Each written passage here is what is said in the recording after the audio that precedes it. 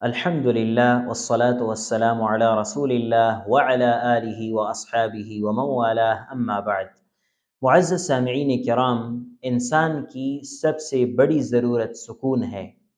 دنیاوی دولت، شہرت اور سامان میں دائمی سکون نہیں ملتی۔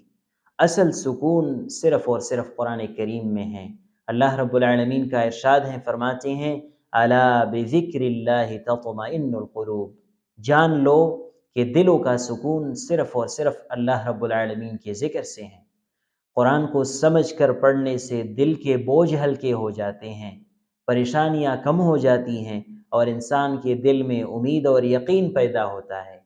آج امت کی سب سے بڑی کمی یہ ہے کہ ہم قرآن کریم کو پڑھتے ہیں لیکن سمجھتے نہیں۔ اگر ہم قرآن کریم کو سمجھ کر پڑھنے لگیں تو نہ صرف ہمارے دل مطمئن ہو جائیں گے بلکہ ہماری زندگی کے مسائل بھی اللہ رب العالمین کی توفیق سے حل ہو جائیں گے۔ وما علینا الا البلاغ۔